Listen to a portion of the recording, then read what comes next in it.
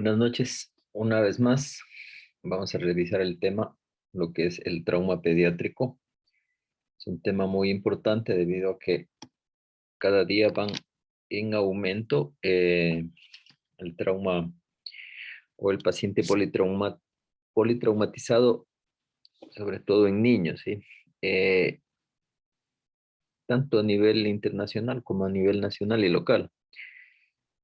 Nosotros vemos localmente que los niños por lo general van sin protecciones en una moto con sus padres y esto también ha aumentado el número de lesionados pediátricos. Vamos a dar un concepto en cuanto al paciente politraumatizado. Tenemos que es aquel que presenta lesiones a consecuencia de un traumatismo que afectan a dos o más órganos, o bien aquel que presenta al menos una lesión, pero que pone en peligro la vida. El politraumatizado es la principal causa de muerte e incapacidad en niños mayores de 1 año. El 80% son traumatismos cerrados y 2/3 se asocian a lesiones cerebrales, las cuales suponen un 75% de muertes. Aparte de los aspectos de la biomecánica, los factores de riesgo individuales son la edad, por ejemplo, los lactantes, los adolescentes, sexo masculino y situación socioeconómica baja. Las causas más habituales son accidentes de tráfico, ahogamiento, lesiones intencionadas, esto sobre todo en adolescentes, quemaduras y caídas. Estos mecanismos y las características del paciente pediátrico hacen suponer que ante cualquier traumatismo de elevada energía, todos los órganos pueden lesionarse hasta que no se demuestre lo contrario. Recuerden que la misma constitución anatómica en los niños, por ejemplo, en un trauma de tórax, las costillas son más elásticas y por lo tanto un golpe muy intenso no logra fracturarlas, pero sí logra lesionar los órganos internos. Es así en todas las demás cavidades, como en cavidad abdominal o el cráneo. Las causas más habituales son los accidentes de tráfico, como ya mencionamos anteriormente. Estos mecanismos y las características del paciente pediátrico hacen suponer que ante cualquier traumatismo de elevada energía, todos los órganos pueden lesionarse hasta que no se demuestre lo contrario, como habíamos manifestado anteriormente. Tenemos los mecanismos más comunes de la lesión y los patrones asociados, por ejemplo, un niño atropellado. Las lesiones más comunes son de acuerdo a la velocidad mm, que haya estado el vehículo en movimiento. Baja velocidad, podemos encontrar fracturas en las extremidades inferiores. Alta velocidad, ya hay un trauma múltiple con otras lesiones asociadas como cabeza, cuello. Igualmente fracturas en extremidades inferiores. En caso que sea ocupante de automóvil, sin, sis- eh, sin, sin el cinturón de seguridad, pueden haber traumatismos múltiples, lesiones de cabeza y cuello, cuero cabelludo, laceraciones faciales. Si están con cinturón de seguridad, las lesiones van a ser en pecho y abdomen, fracturas de la parte inferior de la columna vertebral.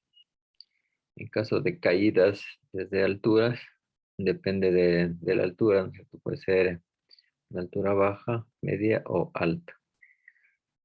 Si es baja, fracturas de extremidades superiores. Si es una altura media, lesiones de cabeza, cuello, fracturas en extremidades superiores e inferiores. Si es alta, múltiples traumatismos, lesiones de cabeza, cuello, fracturas en extremidades superiores e inferiores. Otros como caídas de bicicleta. Si está sin casco, puede tener lesiones en la cabeza y cuello, laceraciones de cuero cabelludo y lesiones faciales, fracturas de extremidades superiores. Si está con casco, las fracturas de extremidades superiores. Otros pueden haber golpes contra el volante, puede haber lesiones abdominales internas. Entonces, el resto, pues, se debe realizar de acuerdo al A, B, C, D, E, ¿no es cierto? De acuerdo a las normas del ATLS, también entran en este sistema lo que es el trauma pediátrico. Bueno, vamos a dar paso a Fernanda Soto para el desarrollo de la temática. Adelante, Fernanda. Ya, buenas noches, doctor. Buenas noches. Que sufre un niño a consecuencia del intercambio de energía que se produce en un incidente y que afecta a uno o varios órganos o sistemas con la magnitud suficiente como para poner en peligro la vida del paciente. Aquí el trauma pediátrico es la principal causa de mortalidad en el paciente pediátrico, pero a pesar de esto, sigue siendo mucho menor su incidencia respecto del trauma en el adulto. Ya. Para esto tenemos que tener en cuenta algunas escalas que son propias para el niño, ya que como el niño es diferente de su constitución, ya sea anatómica, fisiológica, entonces van a haber unas escalas propias para ellos. Entre ellas tenemos la escala de Glasgow pediátrica, que en él se modifica en la respuesta verbal, ya que dependiendo de la edad del niño, hay algunos que ya pueden hablar, otros que no, entonces debemos valorar esto. Al igual que la del adulto, la apertura ocular va a evaluar, ya sea espontánea, que va a valer 4 puntos. Al sonido 3, al dolor 2 y cuando no hay apertura ocular 1. En la respuesta verbal, esto es lo que cambia, ya. La vocalización apropiada a la edad, sonrisa o giro de cabeza hacia el sonido, son 5 puntos. El llanto 4 puntos, llanto con el dolor 3, gemido con el dolor 2 y cuando no hay respuesta verbal es 1 punto. En la respuesta motora, esto es igual a la del adulto. Movimientos espontáneos son 6 puntos. Movimientos de retirada al tacto, localización del dolor 5. Movimientos de retirada con el dolor 4. Postura de decorticación, que es la flexión con el dolor 3. Postura de descerebración, que es extensión con el dolor 2. Y cuando no hay respuesta 1. Aquí debemos tomar en cuenta que cuando nos da una escala de Glasgow menor a 9 o 9, debemos considerar intubar al niño. También hay una escala muy importante que es el índice de trauma pediátrico. Este nos decía que tiene una buena correlación con el grado de severidad, la mortalidad y la necesidad de transporte urgente a otro centro de mayor complejidad. Pero sin embargo, este ha demostrado ser muy pobre en el caso de lesión hepática o esplénica en niños con trauma abdominal cerrado. Nos decía que esto va a medir 6 parámetros. Entre ellos vamos a tener el peso, la vía aérea, la presión arterial, el estado neurológico y presencia de herida y fracturas. Aquí este nos va a otorgar puntuación, ya sea de +2, 1 y -1 a cada uno de ellos. Y un puntaje menor a 8 nos va a indicar que debemos trasladar al niño a un centro de mayor complejidad. Entre los parámetros de esto, como ya lo nombré, el peso, cuando es mayor o igual a 20 kilogramos, es una puntuación de 2. De 10 a 20, 1 y menor a 10 kilogramos es -1. La vía aérea, cuando es normal, es 2 puntos. Cuando es permeable, oral o nasal 1 punto y no permeable cuando ya se lo ha intubado al paciente es -1 punto. La presión arterial sistólica, mayor o igual a 90, 2 puntos. De 50 a 90, 1 punto y menor a 50, -1. El sistema nervioso central, cuando el paciente está despierto son 2 puntos. Cuando tiene pérdida de la conciencia 1 y cuando está en coma o descerebración -1. La herida, cuando todo está bien, vemos aparentemente que no tiene ninguna herida, son 2 puntos. Cuando es una herida pequeña, 1 punto y cuando son heridas grandes, -1. Y fractura, cuando no hay 2 puntos y fractura cerrada 1 punto y fractura abierta -1. Este índice de trauma pediátrico es muy importante para poder evaluar y saber si lo atendemos digamos, en nuestro hospital o si lo enviamos a un centro de mayor complejidad. Ya. Como ya lo hemos nombrado, las características del niño y del adulto son diferentes, tanto su anatomía como su fisiología. Y esto debemos tener en cuenta para poder evaluarla. Entre ellos, vamos a ver que la vía aérea es mucho más difícil de asegurar que la del adulto. Aquí, por ejemplo, nos decía que los niños van a presentar amígdalas grandes en bocas pequeñas, por lo que tienen una gran predisposición a la obstrucción. También la laringe está más anterior y la tráquea es más corta, por ello la intubación endotraqueal es más dificultosa. También debemos tomar en cuenta que la respiración del niño es mayormente diafragmática, con lo que la distensión abdominal puede dificultar la ventilación. En cuanto a la cabeza, hasta los 8 años más o menos, la cabeza supone un porcentaje importante de la superficie corporal, con lo que un traumatismo cerrado en cualquier zona corporal es muy probable que se asocie a traumatismo cráneoencefálico. Ya, aquí el cerebro también tiene mayor tolerancia a un hematoma intracraneal. En cuanto a la médula espinal, hay alto elevado de riesgo de lesiones sin anomalía radiológica, y en la médula, en el tórax, aquí como ya nos nombró el doctor también, la cavidad torácica es más flexible, con los que los traumatismos pulmonares raramente se van a asociar a fracturas costales y son más propensos a neumotórax a tensión. ¿Qué es un neumotórax a tensión? Aquí es cuando el aire se acumula entre la pared torácica y el pulmón y aumenta la presión en el tórax, lo que reduce la cantidad de sangre que se regresa al corazón. Aquí, por ejemplo, los pacientes pueden tener daño en órganos internos, pero como su tórax o cavidad torácica es flexible, aparentemente no hay fracturas. En el abdomen, mayor exposición de hígado y vaso a traumatismo directo. En el sistema musculoesquelético, aquí también, como ya lo hemos dicho, es más flexible, lo que puede presentar graves lesiones internas sin fracturas visibles. Tienen menos predisposición a sangrado en fracturas aisladas y generalmente no causan inestabilidad hemodinámica. En cuanto al sistema vascular, es más difícil lograr un acceso venoso.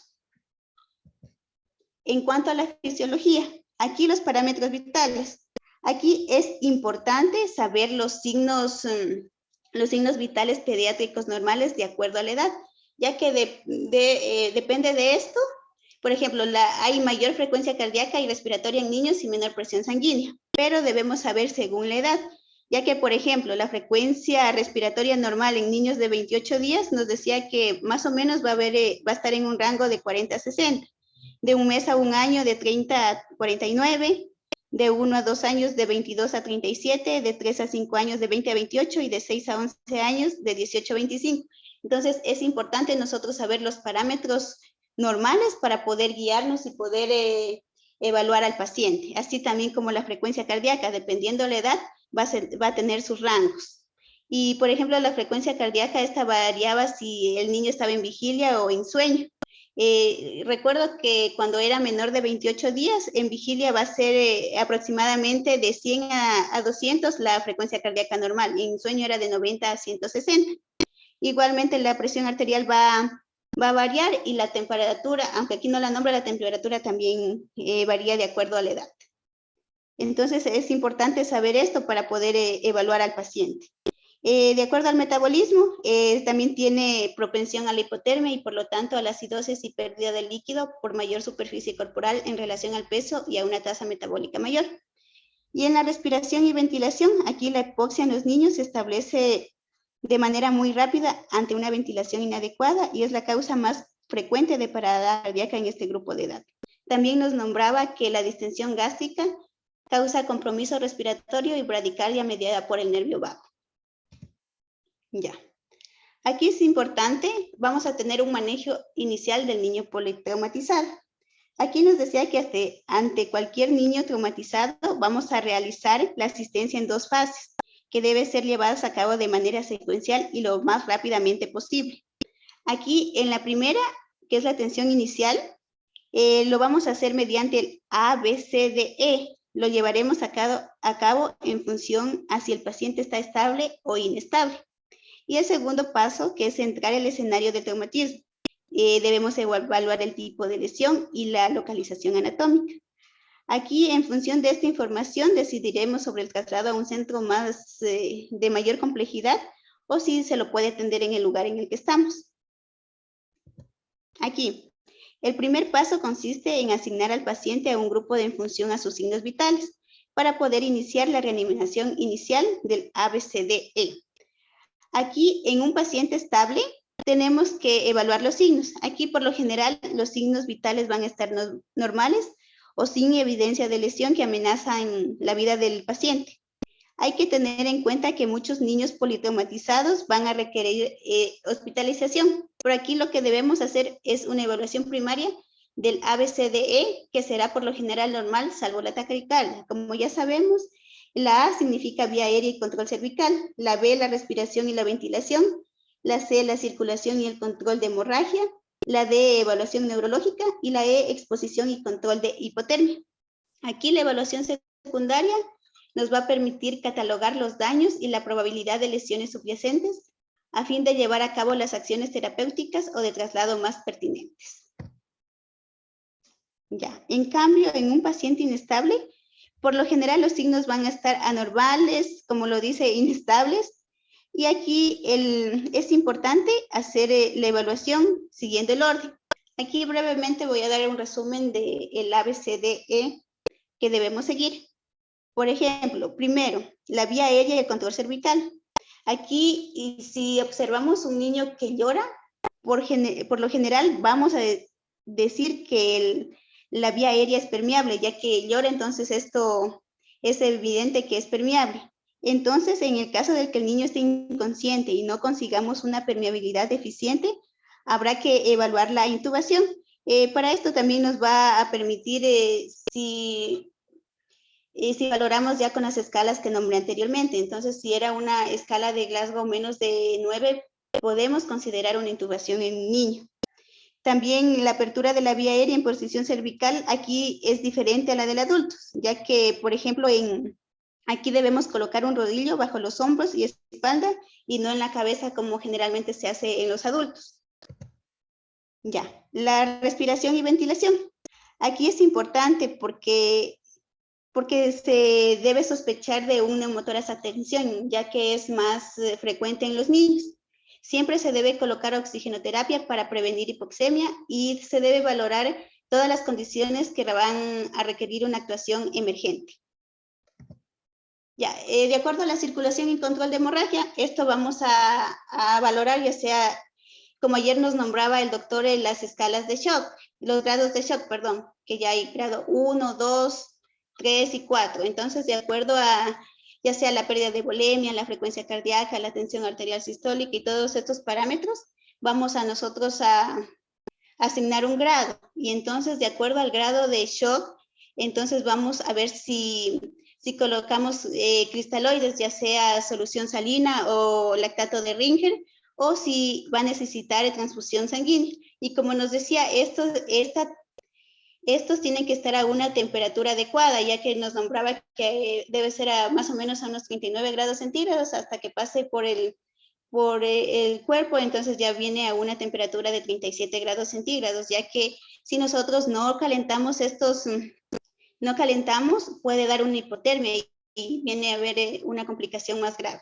Entonces, esto es muy importante, evaluar el grado de shock para poder ya sea transfundir cristaloides o sangre. Ya. En la evaluación neurológica se debe tener una atención especial a signos de hipertensión intracraneal, ya sea cuando presentan cefaleas, mareos, vómitos, náuseas. También algunos pacientes van a presentar pérdida de la audición o fístulas del líquido cefalorraquídeo, ya sea por la nariz o el oído. Entonces, esto debemos tener en cuenta para poder evaluar. Y también siempre se debe mantener una saturación de oxígeno mayor al 95% para evitar daño cerebral añadido. Y en AE, en exposición y control de hipotermia.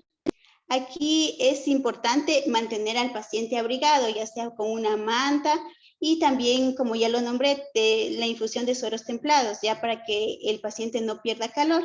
La hipotermia puede afectar algunos parámetros biológicos, como es función cognitiva, función cardíaca y coagulación. Ya. También, como segundo paso, consiste en clasificar el daño, puesto que, como vimos previamente, esto influirá ya sea en la morbimortalidad y nos guiará a tomar algunas decisiones, como si derivarlo a un hospital de mayor complejidad o atenderlo en el hospital en el que estamos. Entonces aquí debemos clasificarles según la extensión, ya sea politraumatizada cuando presenta daño en 2 o más áreas corporales, o traumatismo simple solo en un área corporal. También el tipo, esto también lo nombró el doctor, si es cerrado penetrante, nos decía que cerrado va a haber en un mayor porcentaje, más o menos en un 90%, y el otro porcentaje son otras lesiones múltiples. Penetrante, el aumento cuando, por ejemplo, los niños sufren un asalto, se puede decir, cuando sufren por arma blanca, cuando hay algún acto violento. Entonces, estos son penetrantes, pero son en menos cantidad. Según la severidad, ya sea el mecanismo de alto riesgo o de bajo riesgo. En un mecanismo de alto riesgo hay más posibilidades de encontrarnos en un paciente inestable o potencialmente inestable. Y según la localización en el paciente estable, ya sea tenga un traumatismo craneoencefálico, torácico o abdominal. En un traumatismo craneoencefálico debemos establecer en base a los criterios muy definidos. Aquí, por ejemplo, nos sirven las escalas de Glasgow y si tienen algunos síntomas de hipertensión intracraneal, todo esto nos va a servir. Y si sospechamos de un traumatismo craneoencefálico, es necesario que sea evaluado por un neurólogo. Ya, también están los traumatismos torácicos. Aquí también pueden aumentar a expensas del mecanismos penetrantes. Pero nos decía que también debemos tomar en cuenta, por ejemplo, hay algunos niños que sufren balonazos.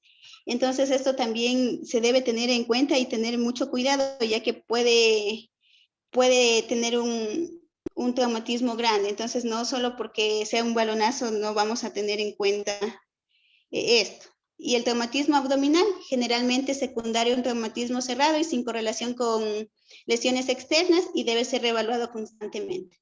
Entonces, es importante al niño evaluarlo desde, primero tener en cuenta qué edad tiene, de ahí evaluarlo con el ABCDE y ver si lo podemos atender en nuestro centro de salud o derivarlo a otro hospital. Ahora les voy a hacer algunas preguntas a los compañeros que deseen contestar. En cuanto a la escala de Glasgow, ¿qué evalúa nomás? ¿Qué cambia respecto a la escala de Glasgow en adulto en la respuesta verbal?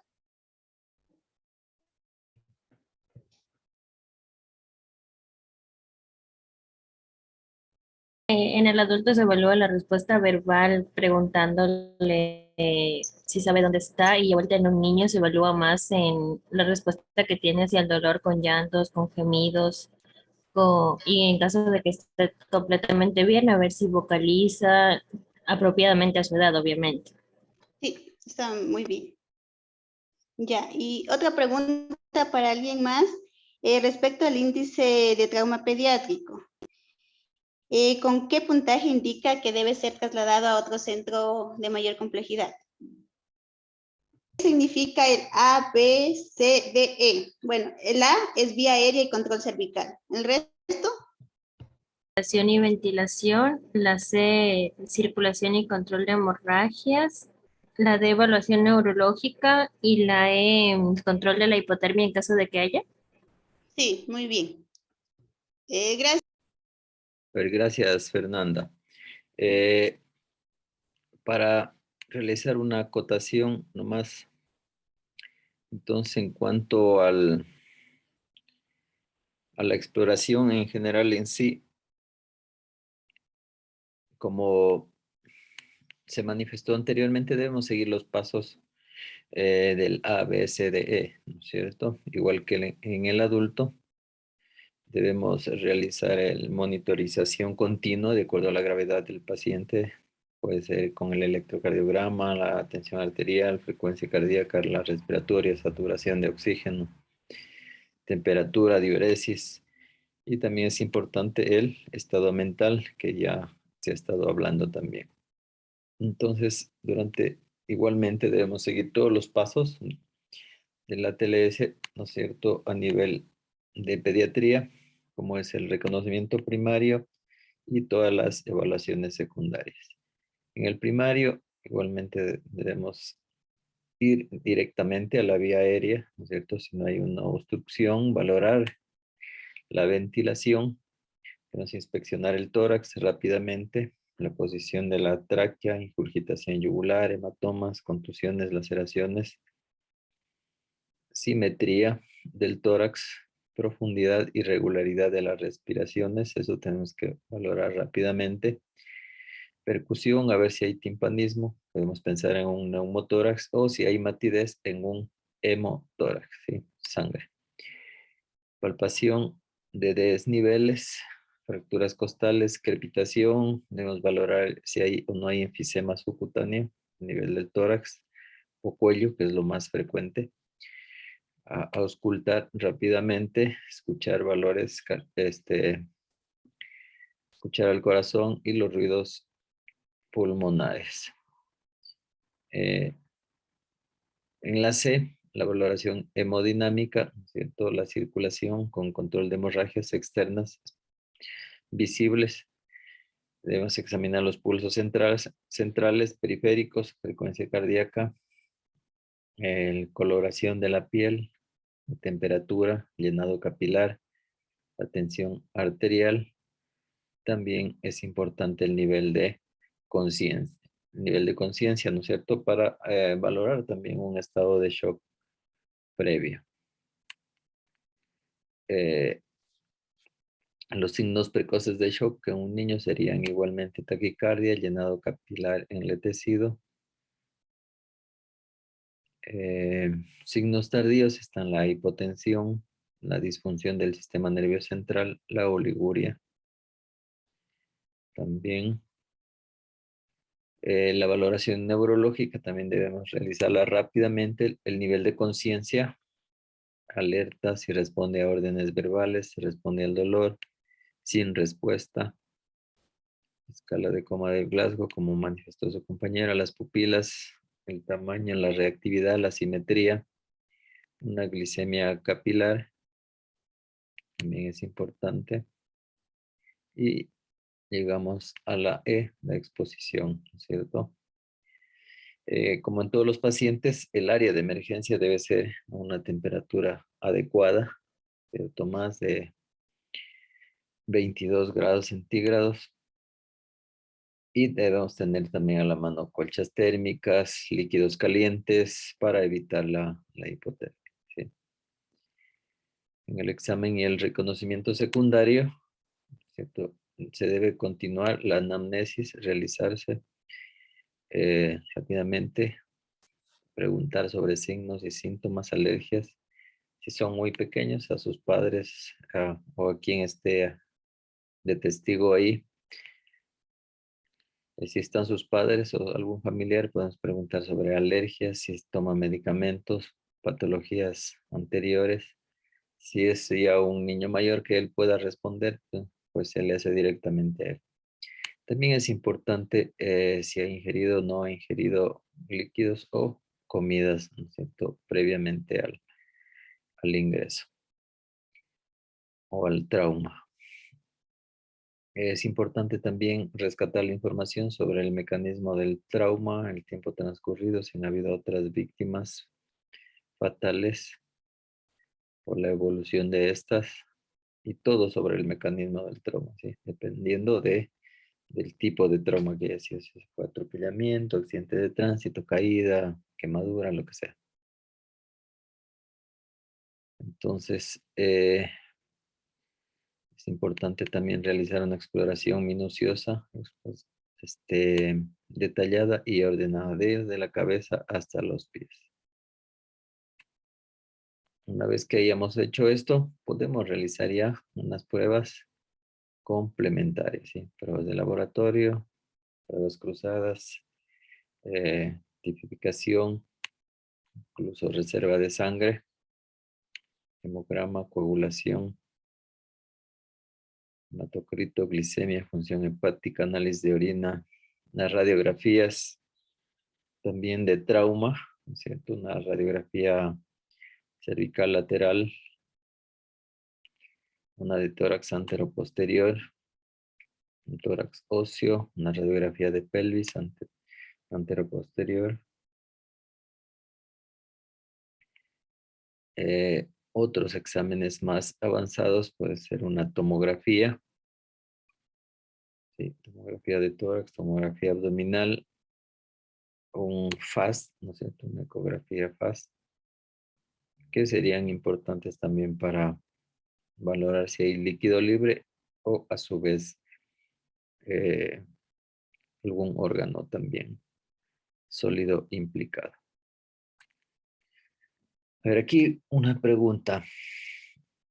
Entonces, ¿quién me puede decir qué significa FAST en trauma? Bien. Doc, nuevamente para ver si hay algún trauma abdominal al momento de que sea por impacto. Ya, FAST no es sinónimo de rápido, ¿sí? FAST son unas siglas. Significa Focused Abdominal Sonographic for Trauma. O sea, es una ecografía que se hace abdominal para trauma abdominal especialmente, ¿sí? Esto valora 4 cavidades, ¿sí? La cavidad pericárdica, que es a nivel del tórax, el espacio de Morrison o hepatorrenal, eso es a nivel derecho, las correderas paritocólicas, izquierda y derecha, y el fondo de saco de Douglas, ¿sí? Entonces, el objetivo principal es para saber si hay líquido libre abdominal o, a su vez, pericárdico, ¿sí? Si hay en pericardio, ¿cómo se llamaba esto?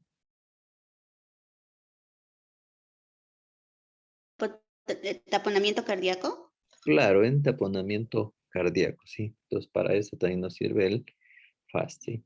Ahora ya se habla de un FAST ampliado, donde se valoran órganos sólidos también, como pulmones, cavidad pleural, el hígado y el vaso, ¿sí? Entonces, todo esto se va a ampliar más en trauma abdominal. ¿Alguna pregunta? Entonces, para terminar, en cuanto al tratamiento del paciente pediátrico politraumatizado, debe ser continua, coordinada, sistemática, con reevaluación constante. Se basa en 2 principios básicos, la evaluación y el tratamiento simultáneos. Cualquier lesión que se identifique durante la evaluación primaria debe tratarse antes de continuar con la evaluación. La reevaluación debe ser periódica. Ante el deterioro clínico del paciente, hay que volver a la evaluación primaria con el fin de identificar la causa y tratarla, ¿sí? Lo que no podemos olvidar es la importancia que tiene el adecuado manejo de la situación a nivel prehospitalario con la aplicación de la secuencia del PAS, ¿sí? Prevenir, avisar y socorrer lo más pronto posible por los primeros testigos, que incluye evitar que la situación se haga más grave, activar precozmente los sistemas de emergencia 911, la aplicación de los primeros auxilios básicos y la importancia de los primeros intervinientes sanitarios en una correcta manipulación, traslado y un adecuado manejo inicial y vigilancia de las lesiones de este tipo de pacientes o víctimas. Bueno, entonces gracias, Fernanda. Gracias a todos.